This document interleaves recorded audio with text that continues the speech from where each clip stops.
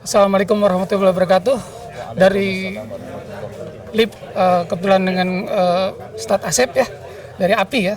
Nah ini mungkin kita meminta tanggapan mengenai KM 50, kemudian juga sikap API Jabar terkait KM 50, kemudian API Jabar kepada pemerintah, Polri dan Komnas HAM ini terkait dengan KM 50 ini bagaimana nih sikapnya nih? Baik, pertama KM 50 itu adalah sebuah tragedi kemanusiaan yang luar biasa.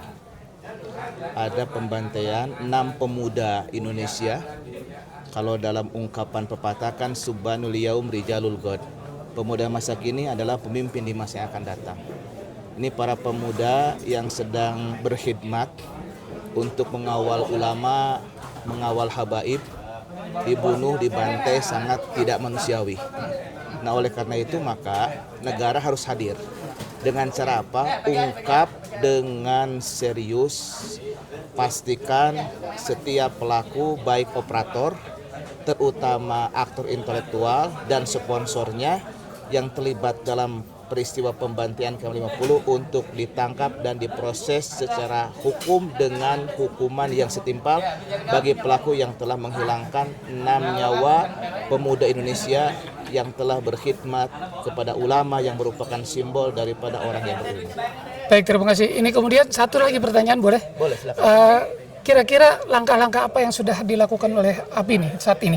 Alhamdulillah kita telah melakukan beberapa langkah ya. Kita telah bergerak dari mulai menyampaikan pernyataan sikap kita sudah aksi di depan istana. Bahkan kita sampaikan bahwa siapapun pelakunya, apakah itu pelakunya itu di level eksekutor atau di level kebijakan, kalau ada pelakunya kaitannya dengan oknum polisi, tentara, baik dia pangkat rendah atau dia jenderal atau ada faktor kebijakan dari sebuah penguasa, kalau misalkan di situ ada indikator yang melakukan itu adalah atas perintah orang yang berpengaruh di negeri ini, katakanlah ini kalau misalkan adalah seorang presiden sekalipun, itu harus dituntut. Jokowi sebagai presiden pada waktu itu harus bertanggung jawab atas peristiwa tersebut, termasuk turunannya adalah Kapolda Metro.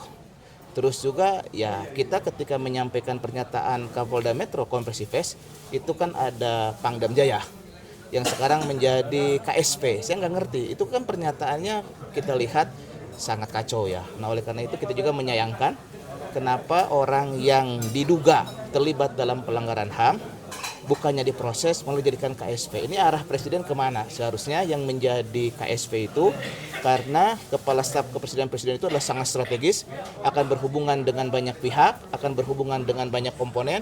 Seharusnya orang yang menuduhkan, bukan orang yang terindikasi terlibat atas berbagai peristiwa, dan yang kasus prestasinya itu yang kita ketahui bukan di tempur atau di penanganan konflik. Justru ya orang melihat prestasi dia naik jabatan karena sesuatu hal yang konyol, yaitu hanya menurunkan baligo. Ini kan sesuatu yang ironi.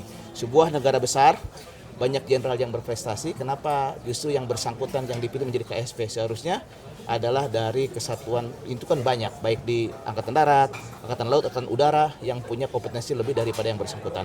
Jadi pesan kepada kita, kepada Presiden, harus dievaluasi lagi lah. Jangan sampai membuat rakyat kecewa. Seharusnya beliau itu diperiksa, bukan dijadikan KSP. Oke, terima kasih. Sama-sama.